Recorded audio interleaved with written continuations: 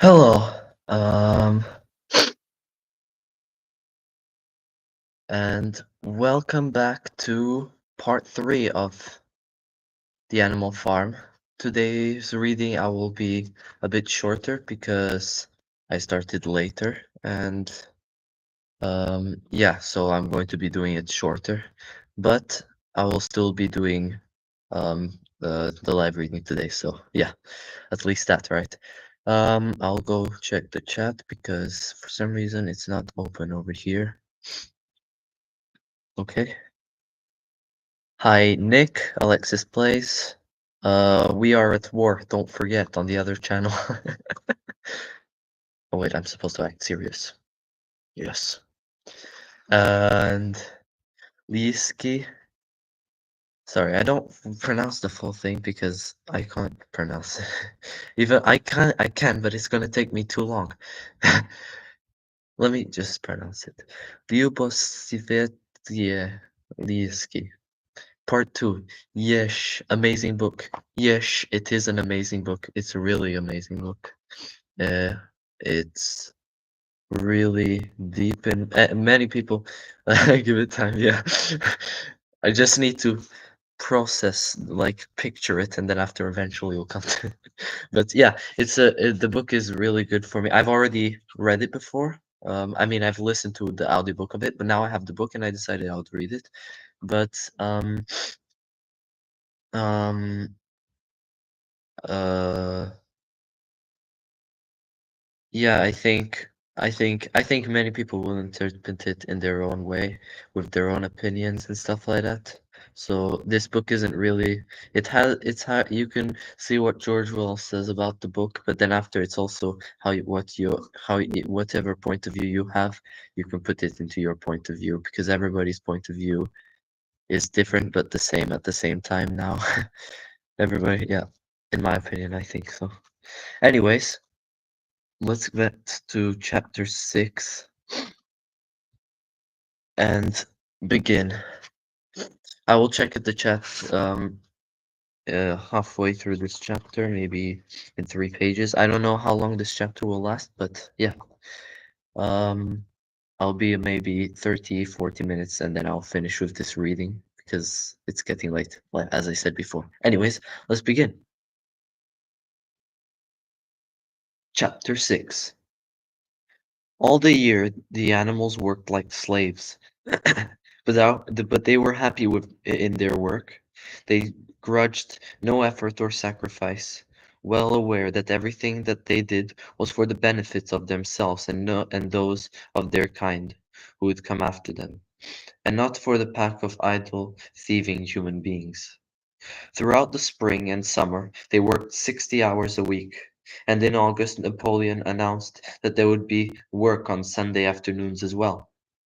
This work was strictly voluntary, but any animal who absent himself from it would have his rations reduced by half.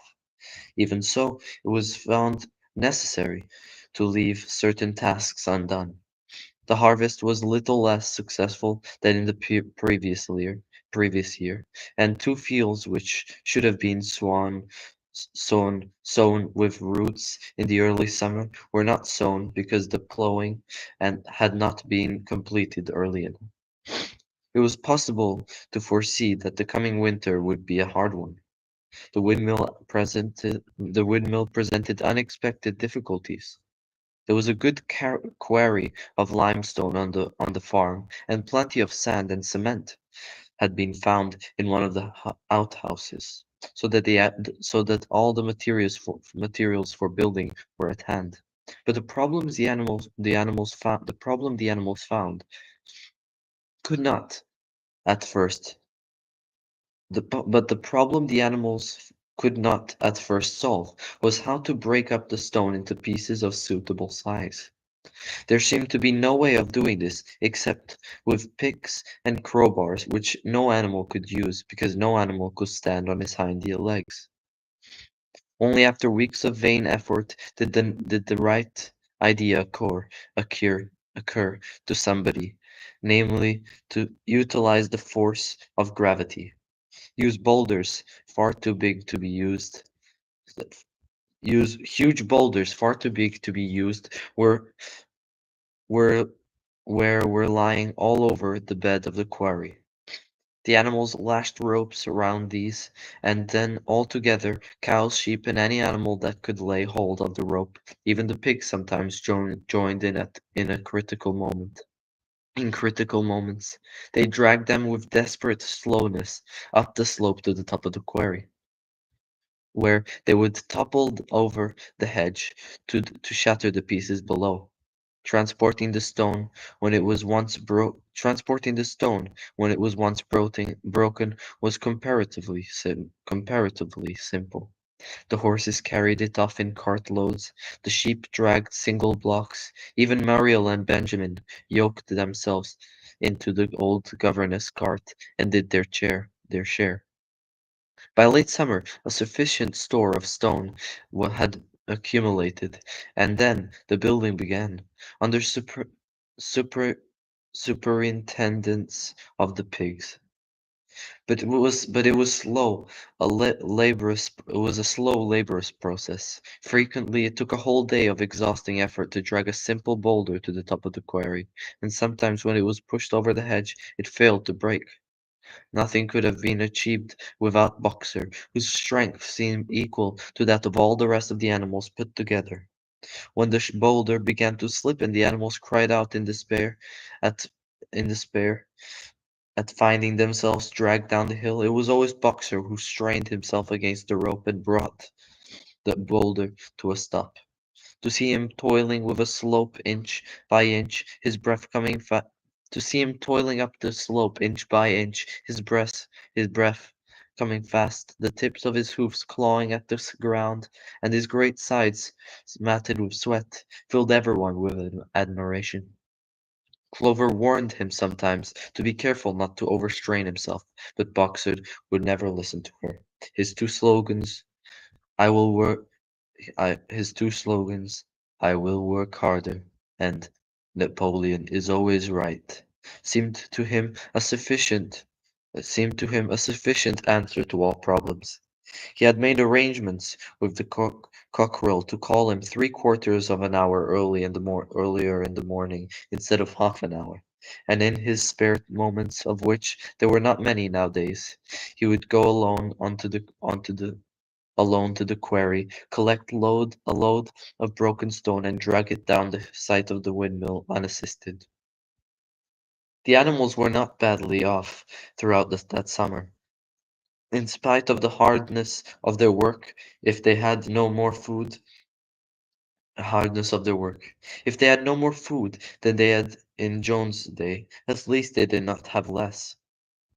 The advantage of only having to feed having to feed themselves and not having to support five extravagant human beings as well was so great that it would have taken a lot of failures to outweigh it.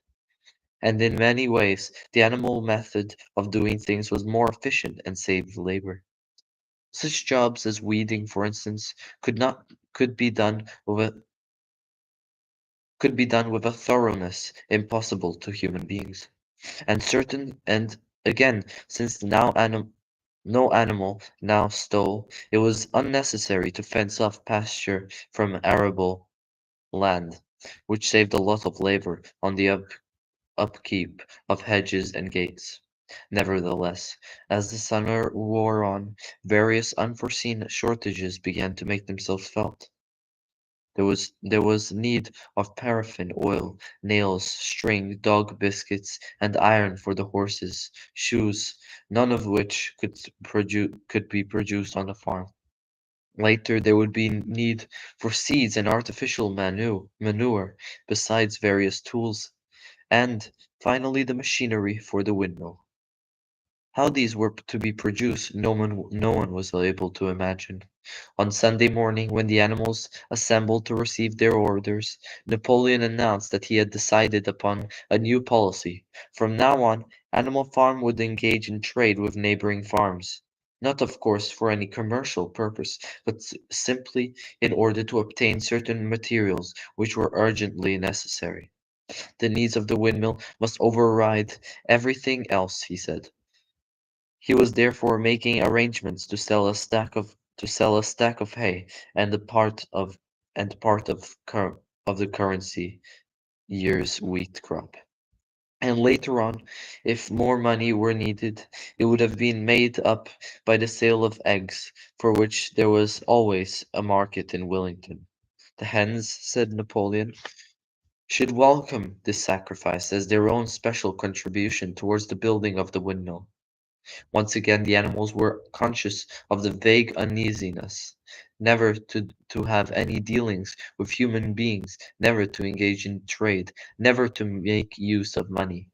Had not these things among the earliest resolutions passed at first triumph, meeting after Jones was expelled? All the animals remembered passing such resolutions, or at least they thought that they remembered it. The four young pigs had protested when Napoleon abolished the meetings.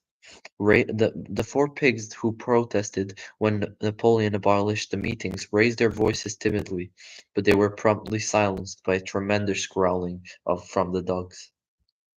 Then, as usual, the sheep broke into four legs good, two legs bad, and the momentary awkwardness was smoothed over. Finally, Napoleon raised his trotter for silence and announced that he already made all the arrangements. There would be no need for any of the animals to come in contact with beings, which would clearly be most undesirable. He intended to take the whole burden upon his own shoulders. A Mr.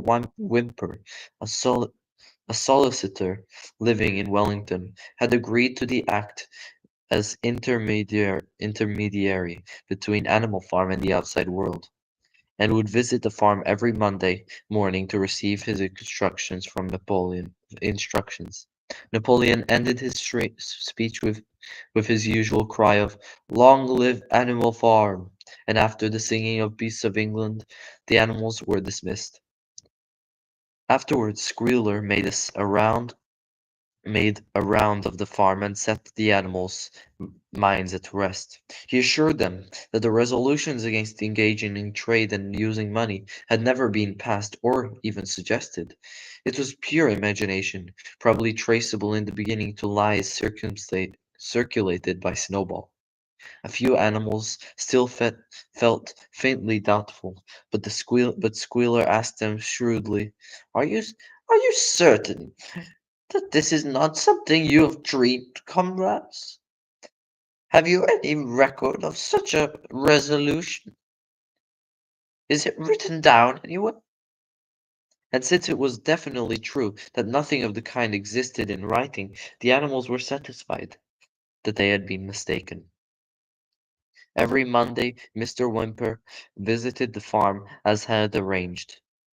He was a sly-looking little man with side whiskers, a solicitor in a very small way a solicitor in a very small way of business, but sharp enough to have realized earlier that anyone else that the Animal Farm would th- th- and sharp enough to realize that to have realized earlier that earlier than anyone else that Animal Farm would need a broker and that the commissions would be worth having. The animals watched his coming and going with a kind of dread, and avoided him as much as possible. Nevertheless, the sight of Napoleon on all fours delivering orders to Whymper, who stood on two legs, uh, p- roused their pride, and partly reconciled them to the new arrangement. Their relations with the human race were now not quite the same as they had been before. The human beings did not hate Animal Farm any less now that it was prospering. Indeed, they had hated it more than ever.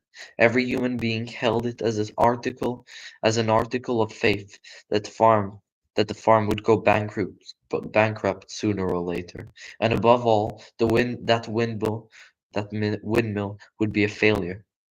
They would meet in public houses and prove to one another by means of diagrams that the windmill was bound to fall down, or that if it did stand up, then it would never work. And yet Against their will, they had developed a certain respect for the efficiency with which the animals were managing their own affairs. One symptom of this was that they had begun to call Animal Farm by its proper name and ceased to pretend it was called Manor Farm. They had also dropped their championship of Jones, who had given up hope of getting his farm back and had gone to live in another part of the country. Except through Whymper, there was as yet no contact between Animal Farm and the outside world. But there was constant rumors that Napoleon was about to enter indefinite business agreement with either Mr. Pillington of Foxwood or Mr. Frederick of Pinchfield, but never it was noticed with both simultaneously. It was about this time that the pigs suddenly moved into the farmhouse and took their residence there. Again, the animals seemed to remember that the resolution against this had been passed in the early days, and again Squealer was able to convince them that it was not the case. It was absolutely necessary, he said, that pigs, who were the brains of the farm, should have a quiet place to work in. It was also more suited to the dignity of the leader, for the late he had taken to the speaking of Napoleon under the title of leader, to live in than a house than in a mere sty. Nevertheless, some of the animals were disturbed when they heard that the pigs not only took their meals in the kitchen and used drawing room as recreation room, but also slept in the beds. Boxer passed it off as a usual Napoleon as with Boxer passed it off as usual with Napoleon is always right. But Clover, who thought she remembered a definite ruling against beds, went off to the barn and tried to puzzle out the 7 commandments, which were inscribed le- which were ins- which were inscribed there. Finding herself unable to read more than individual letters, she fetched Muriel. Muriel, she said, read me the 4th commandment. Does it not say something about never sleeping in a bed? With some difficulty, Muriel spelt it out. It says, no animal shall sleep in a bed with sheets, she announced finally. Curiously enough, Clover had not remembered that 4th commandment mentioned sheets. But as it was there on the wall, it must have done so. And Squealer, who happened to be passing at this moment, or three attended by 2 or 3 dogs, was able to put the whole matter in its proper perspective. You have you have heard, comrades, he said, that we pigs now sleep in beds of the farmhouse. And why not? You did not suppose, surely, that there was ever a ruling against beds? A bed is merely a place to sleep in. A pile of straw in a stall is a bed, properly regarded. The rule was against sheets, which are a human invention. We have removed the sheets from the farmhouse beds and sleep between blankets.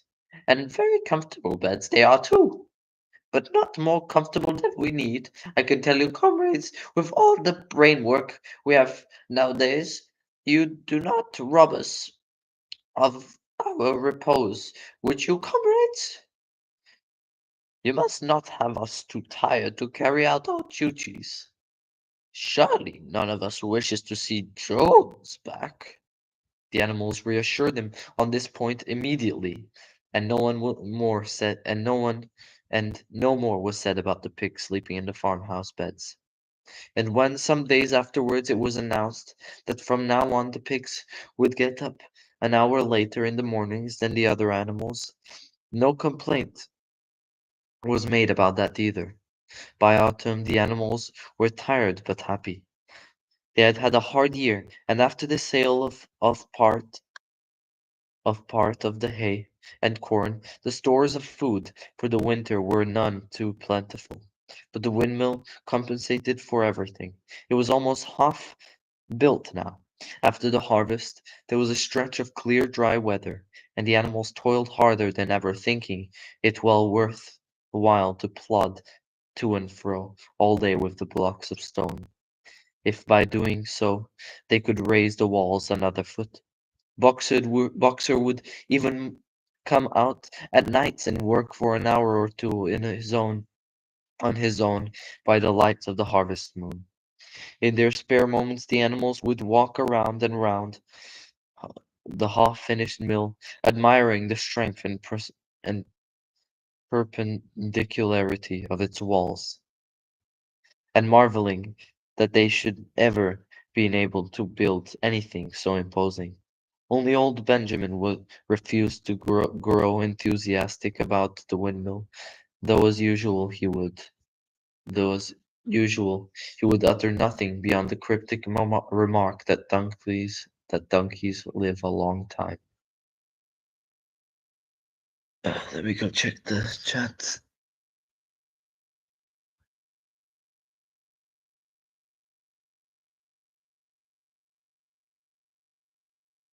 You read it before, traitor.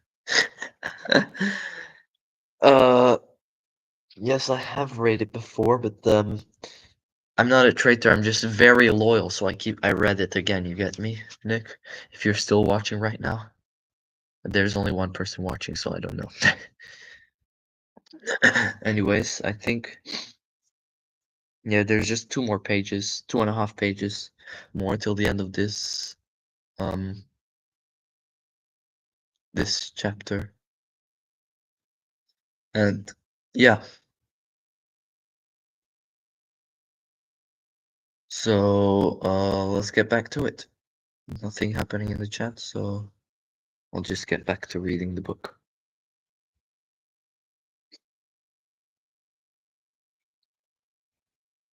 November came with raging southwest winds.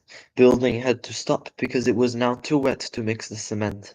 Finally, there came a night when the gale was so violent that the farm buildings rocked on their foundations, and several tiles were blown off the roof of the barn.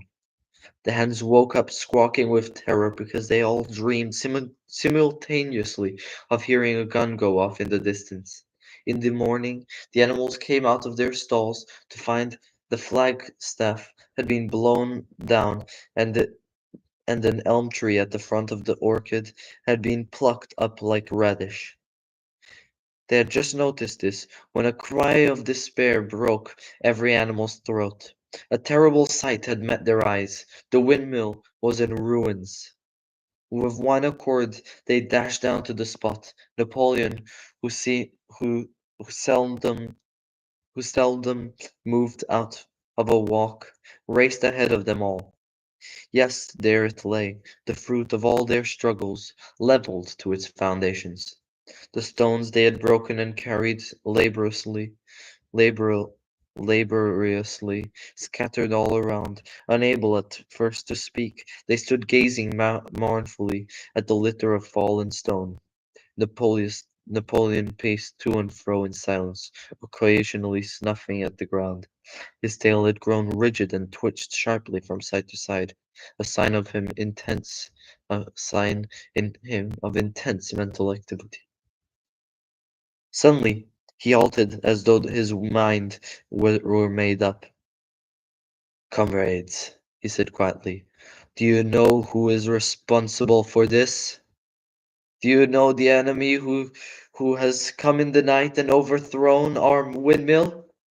Snowball!" He suddenly roared in a voice of thunder. "Snowball has done this thing, in sheer malignity, thinking to set back our plans and avenge himself for his ignominious expulsion. This traitor has crept here under cover of night and destroyed our work of nearly a year. Comrades, here and now I pronounce the death sentence upon Snowball. Animal hero second class, Snowball.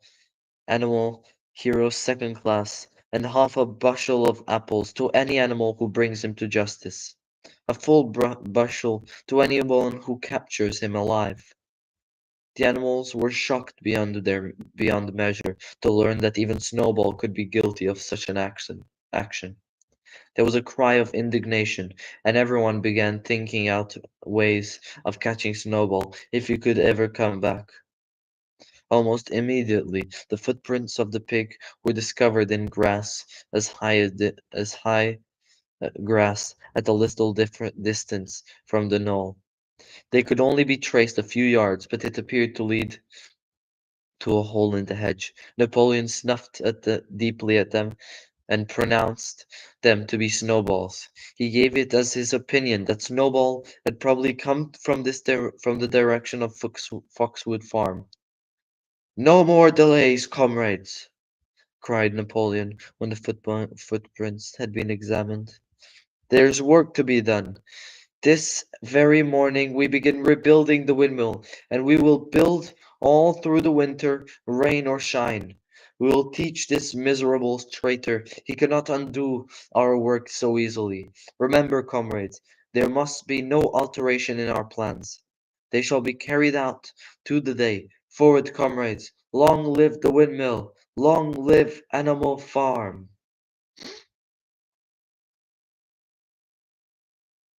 And now would be chapter 7. Let me see, how long is this chapter? Oh man, this one is a long chapter. What? This is the longest chapter yet. My god, 1, 2, 3, 4, 5, 6, 7, 8, 9, 10, 11, 12. Yeah, this live reading is going to be a bit shorter. Sorry, everybody. But it's late and this next chapter is extremely long, so I want to get through it when I'm not in a rush or anything like that.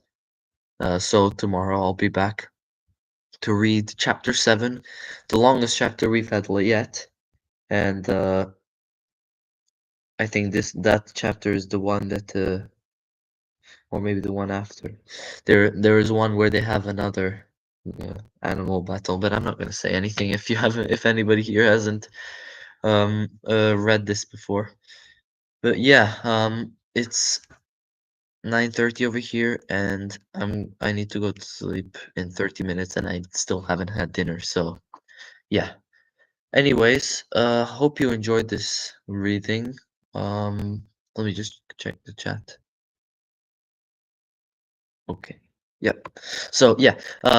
Anyways, I'll come back tomorrow earlier for the live reading, and hopefully get through this chapter and another. Maybe I'll come even earlier, like 7:30 or something like that. So we have or 7 o'clock maybe, so we have an hour and a half or something like that. So that we can get through as much of the book as possible.